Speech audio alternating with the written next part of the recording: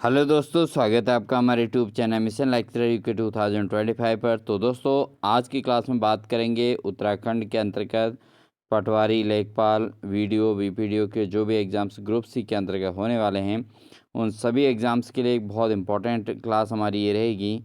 तो बिना स्किप किए पूरे क्लास को ज़रूर वॉच कीजिएगा। साथ ही अगर आप चैनल पर नए हैं तो चैनल को ज़रूर सब्सक्राइब कर लीजिएगा, बेल आइकन दबाकर ऑल नोटिफिकेशन ऑन कर लीजिएगा, क्योंकि हम इसी प्रकार की क्लासेज आपको लगातार प्रोवाइड कराने वाले हैं दोस्तों। तो बिना देरी किए हुए आज की क्लास को स्टार्ट करते हैं।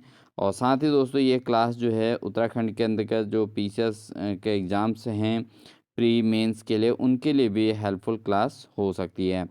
तो ज़रूर आप इसको वॉच कीजिएगा और साथ ही अपने साथियों को ज़रूर शेयर कर दीजिएगा दोस्तों, क्योंकि इम्पोर्टेंट क्लासेस हैं और इम्पोर्टेंट क्वेश्चंस हैं, इसलिए आप ज़रूर इसमें जो है सहयोग ज़रूर कीजिएगा। तो दोस्तों, स्टार्ट करते हैं आज की क्लास का पहला क्वेश्चन।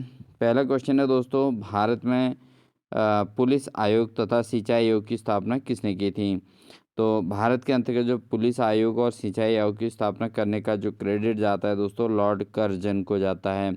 लॉर्ड कर्जन ने दोस्तों भारत में पुलिस आयोग का गठन किया था और साथ ही सिंचाई आयोग की स्थापना भी की थी। अगला प्रश्न है, भारतीय खाद्य निगम की स्थापना कब हुई थी? तो भारत के अंतर्गत भारतीय खाद्य निगम की स्थापना कब हुई थी? दोस्तों, ये हुई थी 1965 में। 1965 में भारतीय खाद्य निगम की स्थापना हुई थी। अगला क्वेश्चन है दोस्तों, भारत का सुदूर दक्षिण में इंदिरा पॉइंट कहाँ है? तो दोस्तों, भारत का जो दक्षिण में इंदिरा पॉइंट है दोस्तों, कहाँ है? वो बड़ा निकोबार के नाम से जाना जाता है। ठीक है, बड़ा निकोबार जो है भारत का सुदूर दक्षिण में इंदिरा पॉइंट है। अगला प्रश्न है, दिल्ली सल्तनत का पहला सुल्तान कौन था जिसने स्वयं को खलीफा जो है घोषित किया था? तो दोस्तों, कौन ऐसा सल्तनत था, दिल्ली सल्तनत का कौन सुल्तान था जिसने अपने आप को खलीफा जो है प्रेषित किया था समाज में? तो वो था मुबारक शाह खिलजी। मुबारक शाह खिलजी ने दोस्तों जो है अपने स्वयं को खलीफा घोषित किया था। अगला प्रश्न है दोस्तों, किस पशु का अकन हड़प्पा संस्कृति की मोहरों पर नहीं मिलता है? तो कौन से जो है कौन सा पशु ऐसा है जिसका अंकन हड़प्पा संस्कृति की मोहरों पर नहीं मिलता है? वह है दोस्तों घोड़ा। तो घोड़ा एक ऐसा पशु है जिसका हड़प्पा संस्कृति की मोहरों पर अंकन नहीं मिलता। अगला है, गौपथ ब्राह्मण का संबंध किस वेद से है? तो गौपथ ब्राह्मण का जो संबंध है वो किससे है? वो है अथर्ववेद से। ठीक है, तो अथर्ववेद से संबंध है गोपथ ब्राह्मण का संबंध। अगला है दोस्तों, पैरा ओलंपिक खेलों की शुरुआत कब हुई थी? तो दोस्तों, पैरा ओलंपिक खेल जो शुरू हुए थे वो सबसे पहले 1960 में हुए थे। और कहाँ हुए थे? रोम में। तो रोम में सबसे पहले पैरा ओलंपिक खेलों की स्थापना, ये शुरुआत हुई थी दोस्तों। अगला है, हिंदू परिवार की संपत्तियों में बेटियों को समान रूप से अधिकार देता है? कौन देता है दोस्तों? कौन सा अधिनियम है जो हिंदू परिवार की संपत्तियों में बेटियों को भी समान अधिकार देने की बात कहता है? तो दोस्तों, वह है हिंदू उत्तराधिकारी अधिनियम 2005। ये हिंदू उत्तराधिकारी अधिनियम 2005 जो है, इसने संपत्ति में बेटियों को समान रूप से अधिकार देने की बात कही है। अगला प्रश्न है, सर्वोच्च न्यायालय में कार्यकारी मुख्य न्यायाधीश की नियुक्ति किस अनुच्छेद के आधार पर होती है? तो दोस्तों, जो सर्वोच्च न्यायालय होते हैं, इसमें जो कार्यकारी मुख्य न्यायाधीश की नियुक्ति होती है वो होती है अनुच्छेद 126 के तहत। किसके तहत? अनुच्छेद 126 के तहत होती है। अगला प्रश्न है, किसके शासनकाल में पंजाब भूमि अलगाव अधिनियम पारित किया गया था? तो कौन सा शासक था जिसके शासनकाल में पंजाब भूमि अलगाव अधिनियम पारित किया गया था? वो था दोस्तों लॉर्ड कर्जन। क्या था? लॉर्ड कर्जन, जिसके शासनकाल में पंजाब भूमि अलगाव अधिनियम पारित किया गया था। अगला प्रश्न है दोस्तों, अर्थव्यवस्था में मुद्रा के मूल्य में कमी को क्या कहते हैं? तो जो अर्थव्यवस्था होती है उसमें जब मुद्रा की मूल्य में कमी हो जाती है तो उसको क्या कहते हैं दोस्तों? तो इसको कहा जाता है मुद्रास्फीति। क्या कहा जाता है? मुद्रास्फीति इसको कहते हैं। क्वेश्चन नंबर 12 है दोस्तों, 2011 की जनगणना के अनुसार सर्वाधिक महिला साक्षरता वाला केंद्र शासित प्रदेश कौन सा है?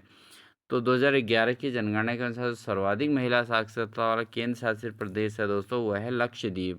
लक्षद्वीप एक ऐसा प्रदेश है दोस्तों जो सबसे ज़्यादा महिला साक्षरता वाला केंद्र शासित प्रदेश है। अगला प्रश्न है, किस फसल का ज्ञान वैदिक काल के लोगों को नहीं था? तो वैदिक काल के जो लोग थे दोस्तों, उन्हें किस फसल का ज्ञान नहीं था, ये इम्पोर्टेंट प्रश्न है। तो ये है दोस्तों तंबाकू। तंबाकू का ज्ञान वैदिक काल के लोगों को नहीं था। अगला प्रश्न है, विदेशी मुद्रा के सापेक्ष मुद्रा के मूल्य को कम करना क्या कहलाता है? तो दोस्तों जो विदेशी मुद्रा होती है उसके सापेक्ष अगर मुद्रा के मूल्य को कम किया जाए तो ऐसे ही प्रोसेस को कहा जाता है अवमूल्यन। ठीक है, इसको क्या कहा जाता है? अवमूल्यन कहा जाता है। अगला प्रश्न है दोस्तों, भारत में जनसंख्या दर में उच्चतम वृद्धि दर किस काल में रही? तो दोस्तों सबसे ज़्यादा जो भारत में जनसंख्या दर में वृद्धि हुई थी वो हुई थी 1961 से 1971 के बीच। 1961 से 1971 के बीच भारत में जनसंख्या दर में बहुत उच्चतम वृद्धि जो है यहाँ पर काउंट की गई थी। अगला प्रश्न है, राष्ट्रीय अंतरिक्ष दिवस कब मनाया जाता है? तो राष्ट्रीय स्तर पर जो अंतरिक्ष दिवस मनाया जाता है, कब मनाया जाता है दोस्तों? ये मनाया जाता है 23 अगस्त को। कब मनाया जाता है? 23 अगस्त ऐसा दिन है जिस दिन राष्ट्रीय लेवल पर जो है यूनिवर्स डे यानी कि अंतरिक्ष दिवस मनाया जाता है। अगला है दोस्तों, क्षणिकवाद का प्रतिपादक कौन था? क्षणिकवाद का प्रतिपादक कौन था? क्षणिकवाद का जो प्रतिपादन किया था दोस्तों, किया था गौतम बुद्ध ने। किसने किया था? गौतम बुद्ध ने दोस्तों क्षणिकवाद का प्रतिपादन किया था। अगला है, भारी उद्योगों को प्राथमिकता किस पंचवर्षीय योजना में दी गई थी? तो कौन सी पंचवर्षीय योजना थी जिसमें भारी उद्योगों को प्राथमिकता दी गई थी? तो दोस्तों वो थी द्वितीय पंचवर्षीय योजना। इसमें भारी उद्योगों को प्राथमिकता दी गई थी। अगला प्रश्न है, अरावली पर्वत श्रृंखला किस नदी प्रणाली से द्विविभाजित होती है? तो अरावली जो पर्वत श्रृंखला है कौन सी नदी प्रणाली से द्विविभाजित होती है? ये होती है चंबल और साबरमती। चंबल और साबरमती जो हैं दोस्तों, ये नदियां हैं जो अरावली पर्वत श्रृंखला को द्विविभाजित करती है। ठीक है, चंबल और साबरमती नदी। अगला प्रश्न है, पर्यटन मंत्रालय द्वारा स्वदेश दर्शन योजना कब हुई? तो जो पर्यटन मंत्रालय द्वारा स्वदेश दर्शन योजना की शुरुआत जो हुई थी वो 2015 से हुई थी दोस्तों। ठीक है, अगला प्रश्न है, भारत में नागरिकता संशोधन कानून कब पारित हुआ था? तो भारत में जो नागरिकता संशोधन कानून पारित हुआ था दोस्तों वो हुआ था 11 दिसंबर 2019 को। कब हुआ था? 11 दिसंबर 2019 को भारत में नागरिकता संशोधन कानून पारित किया गया था। अगला दोस्तों है, पाइका विद्रोह कहाँ घटित हुआ था? तो पाइका जो विद्रोह हुआ था दोस्तों वो हुआ था उड़ीसा में। कहाँ हुआ था? उड़ीसा में दोस्तों पाइका विद्रोह की घटना हुई थी और ये जो है काफ़ी जो घटना थी वो नुकसानदायक रही। अगला है दोस्तों, क्वेश्चन है, कौन सा गैर सरकारी संगठन विश्व प्रेस सूचकांक जारी करता है? तो कौन सा ऐसा गैर सरकारी संगठन है और जो विश्व प्रेस सूचकांक जारी करता है? तो वह है दोस्तों रिपोर्ट्स विदाउट बॉर्डर्स। ठीक है, रिपोर्ट्स विदाउट बॉर्डर्स ये एक ऐसी संस्था है दोस्तों, ये संगठन है, सरकारी संगठन सरकारी संगठन है ये रिपोर्ट्स विदाउट बॉर्डर्स, जिस जो विश्व प्रेस सूचकांक जारी करता है। अगला प्रश्न है दोस्तों, स्वाधीनता आंदोलन के दौरान सुभाष चंद्र बोस ने दिल्ली चलो का नारा किस देश से दिया था? तो दोस्तों सुभाष चंद्र बोस ने जो दिल्ली चलो का नारा दिया था स्वाधीनता संग्राम के लिए, तो वो दिया था कहाँ से? सिंगापुर से। ठीक है, अगला है, नानाघाट अभिलेख का संबंध किससे है? तो जो नानाघाट अभिलेख का संबंध है वो किससे है? वो है सातकर्णी प्रथम से। किससे? सातकर्णी प्रथम से जो है संबंधित है नानाघाट अभिलेख। अगला है, चर्चित गाजा पट्टी किस देश से संबंधित है?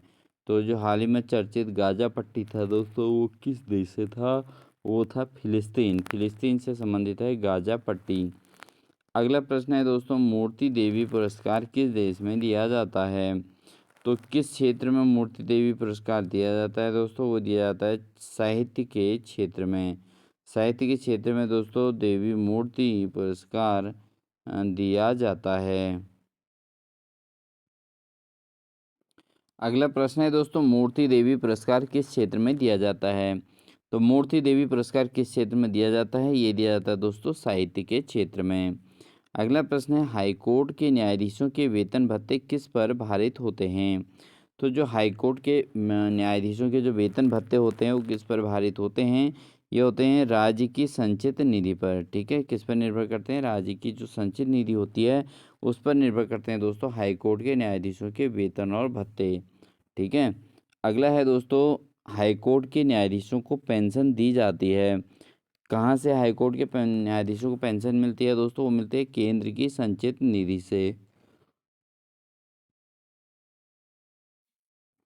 बढ़ते हैं दोस्तों अगले प्रश्न की ओर। क्वेश्चन नंबर 30 है, राष्ट्रीय हरित न्यायाधिकरण के किसी भी निर्णय से व्यथित कोई व्यक्ति सर्वोच्च न्यायालय में अपील कितने दिन के भीतर दायर कर सकता है? तो राष्ट्रीय हरित न्यायाधिकरण के किसी भी निर्णय के व्यथित होकर कोई व्यक्ति अगर सर्वोच्च न्यायालय में अपील कर सकता है तो कितने दिन के अंदर? 3 महीने के अंदर, यानी 90 दिन का समय दिया जाता है। अगला प्रश्न है दोस्तों, भारत में विपक्ष के नेता को विकल्प का प्रधानमंत्री किसने कहा था? तो भारत के जो विपक्ष के नेता थे उस समय, उन्हें जो है विकल्प का प्रधानमंत्री किसने कहा था? वो कहा था आइवर जेनर ने। अगला है, प्रकृति का सुरक्षा वॉल्व किसे कहा जाता है? तो प्रकृति का जो सुरक्षा वॉल्व है दोस्तों वह है ज्वालामुखी को। ठीक है, ज्वालामुखी को कहा जाता है। अगला है, संविधान सभा की प्रांतीय संविधान समिति का अध्यक्ष कौन था? तो संविधान सभा के जो प्रांतीय अध्यक्ष थे, संविधान सभा के जो प्रांतीय संविधान समिति का अध्यक्ष कौन था? वो था सरदार वल्लभ भाई पटेल थे दोस्तों। ठीक है, बढ़ेंगे अगले प्रश्न की ओर।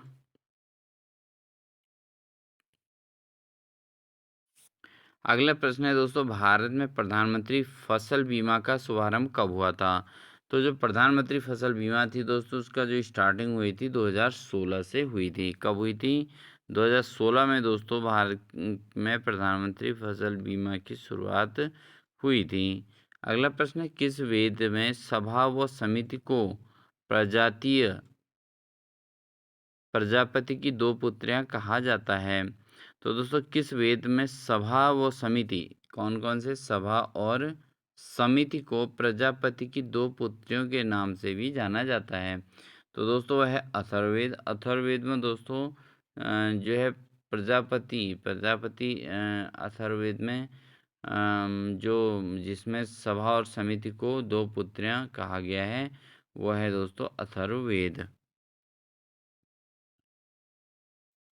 अगला प्रश्न है दोस्तों, आर्कटिक और प्रशांत महासागर को जोड़ने वाली जल संधि कौन सी है? ये इंपॉर्टेंट प्रश्न भी है। तो आर्कटिक और प्रशांत महासागर को जोड़ने वाली जो जल संधि है दोस्तों वो है बेरिंग जल संधि। ठीक है, अगला है, मुद्रास्फीति में से सर्वाधिक नुकसान किसको होता है? तो मुद्रास्फीति जब होती है दोस्तों, मुद्रा की दर में गिरावट आती है तो सबसे ज़्यादा नुकसान होता है ऋण देने वाले को। 2011 की जनगणना के अनुसार सर्वाधिक दशकीय वृद्धि वाले तीन राज्य है कौन कौन से हैं? तो 2011 की जनगणना के अनुसार सर्वाधिक दशकीय वृद्धि, जनसंख्या वृद्धि जहाँ हुई है वो 3 है, मेघालय, अरुणाचल प्रदेश और बिहार। ठीक है दोस्तों, अगला प्रश्न है, 2011 की जनगणना सर्वाधिक लिंगानुपात वाले 3 राज्य कौन से हैं? तो 2011 में जो जनगणना हुई थी उसमें सर्वाधिक लिंगानुपात वाले राज्य कौन से हैं? 3, केरल, तमिलनाडु और आंध्र प्रदेश। अगला प्रश्न है, कावेरी जल विभाग किसके मध्य है? तो दोस्तों कावेरी जल विवाद जो है वो है तमिलनाडु, कर्नाटक, केरल और पुडुचेरी के मध्य।